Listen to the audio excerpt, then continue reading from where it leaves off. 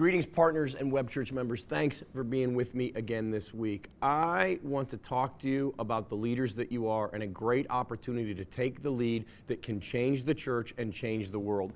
As many of you know, I've really been enjoying the Passion Translation that Dr. Brian and Candace Simmons translated, and it's really been moving me. And I want to share something with you out of the Passion Translations. It's Romans 12:10, and it says this: "Be affectionately devoted to one another as members of one family. Be constantly taking the lead to respect and honor one another." And I want to tell you, I have been carrying a word about unity for a couple years now because I am watching the enemy in culture, in nations, in government, in the church, working overtime to bring division. I'm watching people, even in the church, arguing over small things and really bringing a lot of rancor and unrest. I believe there is an assignment right now by the enemy to bring a social civil war throughout the world and especially into the church, because the enemy knows we're more powerful together than apart. Now, one with God is in the majority. God plus nothing is all we need. If you have God, you are in the majority, and you can impact your city, your nation. You can impact every situation you go into. In addition to that, we do clearly see in Scripture, though, that when we come together in unity, it creates a place for God to move in powerful ways. Scripture says one sets 1,000 to flight. See, when you're with God, you're in the majority. But two sets 10,000 to flight. There's a logarithmic, geometric progression of kingdom impact in the earth when we're in unity.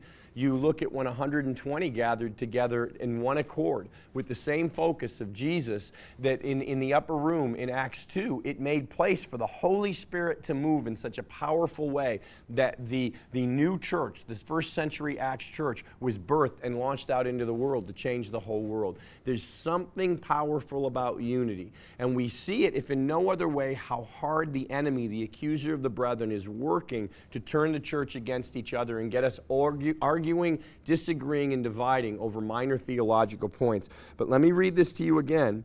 Romans 12:10 out of the Passion Translation. "Be affectionately devoted to one another as members of one family."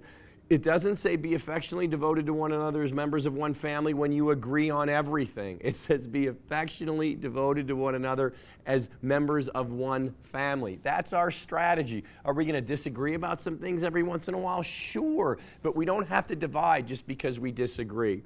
And then it follows up with be constantly taking the lead to respect and honor one another. And I want to empower you and encourage you as leaders in the body of Christ today. You know what? To be a leader in the body of Christ, we don't necessarily need to have a show on God TV. We don't necessarily have to have written a best-selling Christian book or have a CD teaching or DVD teaching. To be a leader in the body of Christ, all we need to do is be constantly taking the lead to respect and honor one another. Respect and honor your pastor. Do you agree with every single thing that he thinks and says? Maybe not, but you can still respect and honor him or her. Respect and honor your brothers and sisters in the pews. Respect and honor the people in your church. Hey, respect and honor the congregation and denomination across town, because even though we may not agree on every theological point, we agree that Jesus Christ is Lord, and that's more than enough common ground for us to meet upon.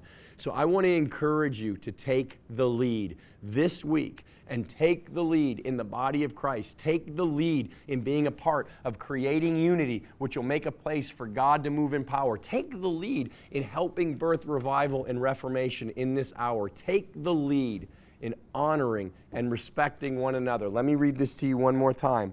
Be constantly taking the lead to respect and honor one another, affectionately devoted to each other as members of one family. If we'll simply do that in the body of Christ, if each of us will take up this opportunity to be leaders and take the lead in honoring, respecting each other, even when we don't agree on something, I tell you what, we're going to see a powerful move of unity, which is going to make place for God to move powerfully in our lives, in our families, in our churches, in our community, in this world.